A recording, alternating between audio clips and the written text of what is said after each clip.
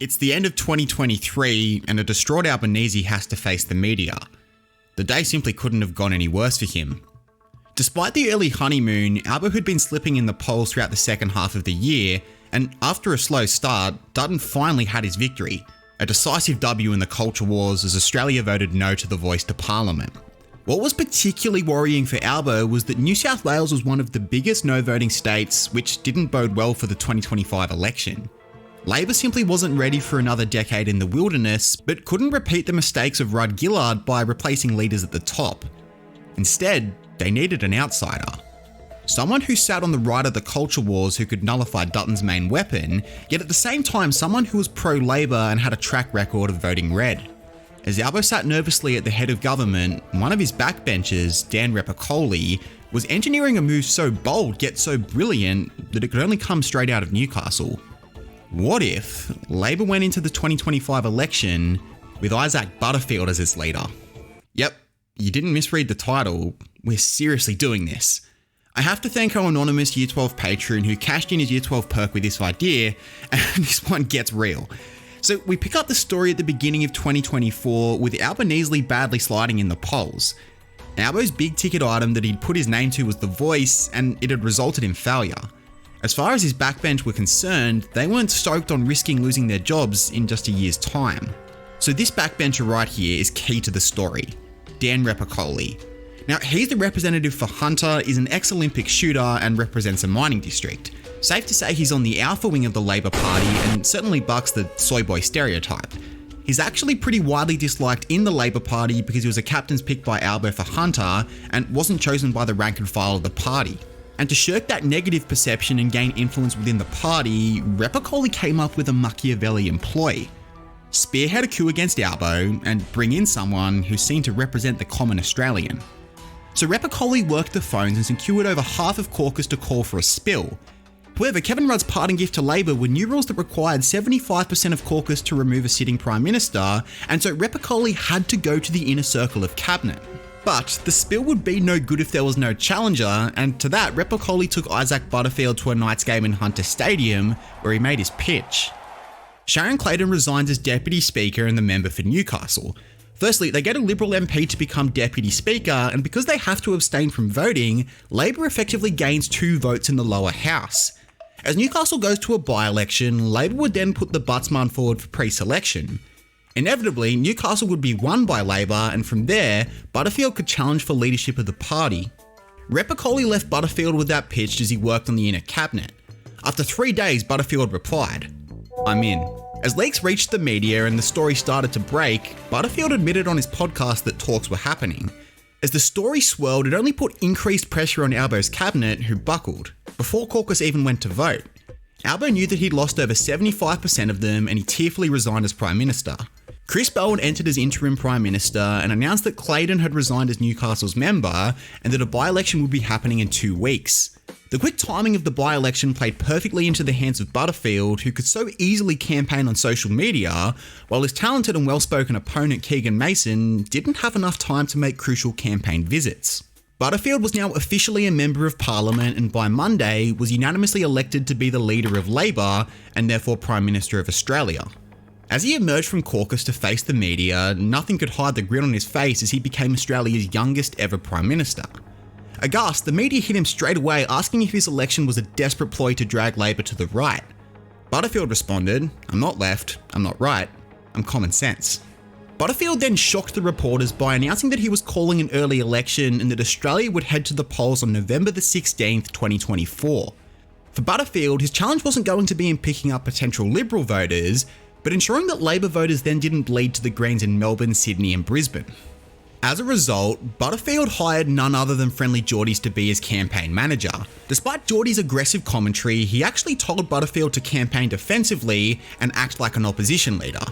And so, to the nation's surprise, Butterfield said very little about vegans or cyclists and instead campaigned on a common sense approach to climate change while ducking and weaving any questions that prompted more specificity. When debating Dutton called the Labor Party a joke for relying on a comedian to keep them relevant. Following his training, Butterfield simply said, "You mean the same way that I guess that comedian Zelensky is keeping Ukraine relevant. The same Ukraine that the Liberals rightfully gave so much support to when in government back in 2022. The crowd cheered as Laurie Oakes tried to settle them down, and it was a great deflection from Butterfield as he'd completely anticipated Dutton's attack. As the Murdoch media then went after Butterfield, and as they threw their weight behind Dutton, Butterfield took on Alan Jones. When Jones said that Butterfield's campaign was an absolute joke, Butterfield said that as a comedian there was none greater than Donald Trump, and that it was hypocritical to have cheered him on for nearly a decade to now only flip that stance on the Buttsman. On the advice of Geordies, Butterfield also invoked history by praising Ben Chifley being a train driver before being Prime Minister, and said that Australia needed a common sense ordinary Australian at the top, not some suit. As the polls came in, Labor not only kept office, but gained in the Senate to have a majority. Butterfield addressed an electorate crowd in Newcastle and said that it wasn't a win for the Labor Party, but that it was a win for common sense. Not only that, but across the pond, America also went to the polls in November, and Trump exacted his revenge on Biden.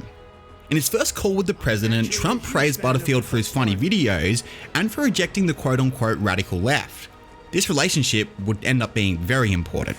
Back at home though, Butterfield had won the election and, well, actually had to begin governing.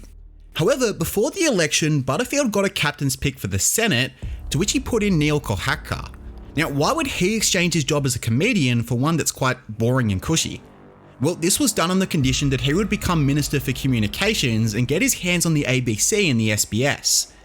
Kohatka immediately threatened entire defunding and announced a 5-year plan to progressively reduce that funding. He argued that with television on the decline, the need for a federally assisted TV network was less important.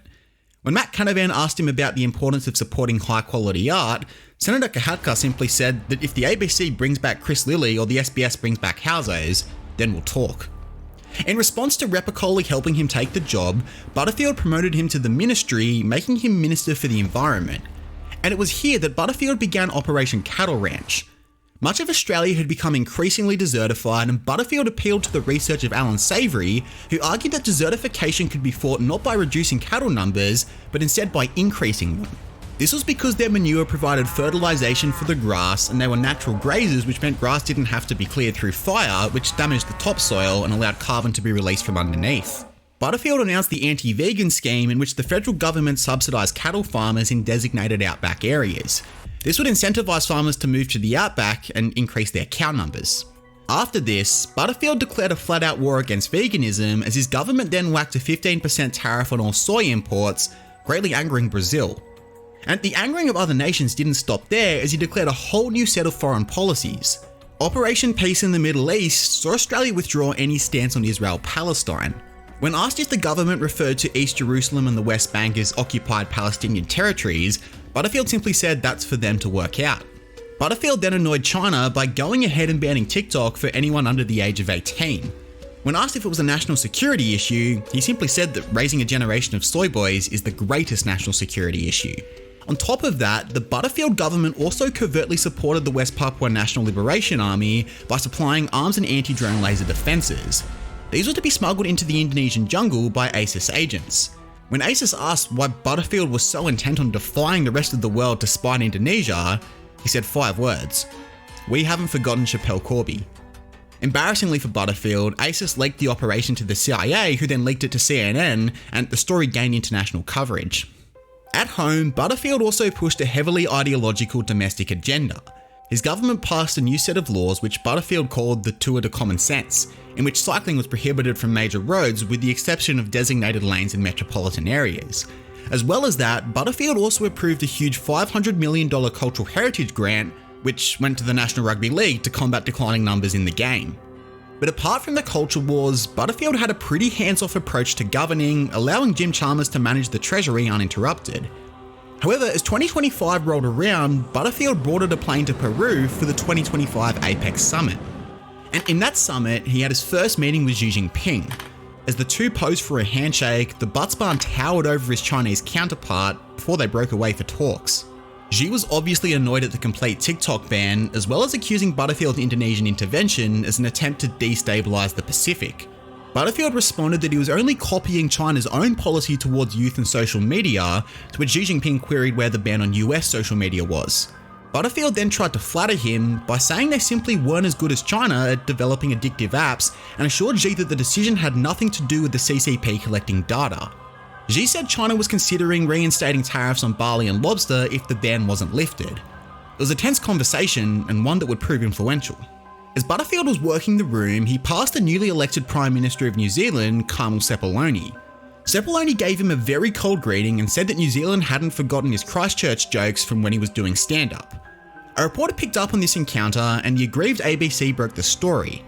At a press conference, Sepuloni was asked point blank if the encounter was true, to which he said the easiest way to lose an election in New Zealand is to say something positive about Prime Minister Butterfield. It was an explosive press conference and seemingly a reckless piece of diplomacy, but Sepuloni herself then met with Xi Jinping and China agreed to buy an extra $4 billion in milk and sheep and goat meat. Butterfield couldn't help himself by making a jab at New Zealand putting sheep before the Australian people by empowering China. APEC had been an utter disaster for Butterfield and he was about to go home with his tail between his legs. However, there was one last hope to save face: his meeting with President Trump. Trump grabbed the hand of Butterfield with great strength and was impressed with the force that the buttsman returned serve with. As the two headed off for private talks, they were extremely positive. They wasted the first half hour talking about MMA before Trump heaped praise on Butterfield for the anti-vegan scheme. Trump said he'd been briefed on extreme desertification on America's west coast and that doing an Operation Cattle Ranch-esque initiative could also gain huge support from his base, as was a culture war against vegans. Butterfield assured President Trump that Australia would continue its support of the Quad and that they were still on course to buy America's nuclear submarines. Trump actually ordered one of his staffers to bring in McDonald's, and they invited the press to finish the meeting with the two biting into their quarter pounder as Trump announced a war against veganism. As everyone returned home from APEC, Butterfield tried to ride the wave of anti-veganism and increased the soy tariff to 20%. In response to this, Sepuloni announced that they were putting a tariff on 15% of all Australian meats, while also announcing that they were subsidising the production of soybeans. Sepuloni tweeted, "We reject Australia's discrimination against people seeking to live sustainably. All vegan refugees are welcome here." Butterfield then responded by reducing the number of cycling zones in the capital cities, to which Sepuloni then responded by reducing the speed limit in Auckland to account for better cyclist safety. This was the worst that Australia-New Zealand relations had been in their history. In mid-2025, Butterfield broadcast directly to the Australian people with life-changing news. Fellow Australians, this is the broadcast that I did not want to give, but have no choice but to give. Just half an hour ago upon my orders, Australian forces began an operation of liberation for the people of New Zealand. For over a century, Anzac forces have fought side by side protecting our freedoms. Freedom of diet and freedom of travel are two of the most essential freedoms that we have today. Unfortunately, Prime Minister Sepuloni has made a mockery of these freedoms for the people of New Zealand. The speech went on expressing his regret for breaking the Anzac alliance, but emphasising his duty to stand against Sepuloni's tyranny and that the goal was regime change. Now, due to New Zealand's very limited military and given the small size of Wellington, Australia opted against bombing the capital. Instead, the 2nd Battalion launched an amphibious invasion, securing the city in less than a day as hundreds of thousands of Kiwis fled inland. From an inland bunker, Sepuloni gave her address affirming that though small in stature, New Zealand forces were ready to channel the true Anzac spirit as they waited for help.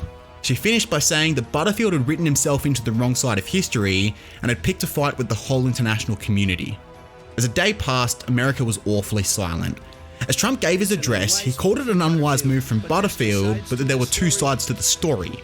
He gave no indication of America's intervention, and Australia's involvement in the Quad and AUKUS made it difficult to then fight against them.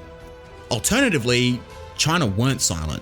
About 9 hours after Butterfield's address, Xi Jinping declared war on Australia and announced that they were sending O55 destroyers to the coast of New Zealand to stop Australia's invasion. The PLA Marine Corps were also sent to Auckland, from which they'd advance to then repel the Australians back towards Wellington. It was elation for the Kiwis as Indonesia announced heavy sanctions against Australia and promised to aid in arming the New Zealand army. Pakistan also declared war against Australia, and Butterfield was in deep trouble. That was until Trump finally broke his silence, saying that though he disagreed with Prime Minister Butterfield's actions, China's intervention was nothing but a ploy to seize power in the Pacific. For that reason, America declared war on China, New Zealand, and Pakistan, and immediately sent destroyers of their own. He finished his broadcast by doing the unthinkable, admitting that World War III had begun. Holy moly, if you want to understand what the future really has in store for us, watch this video right here on the fall of Britain. Did you know that Poland will be richer than them by just 2030? See why by clicking here.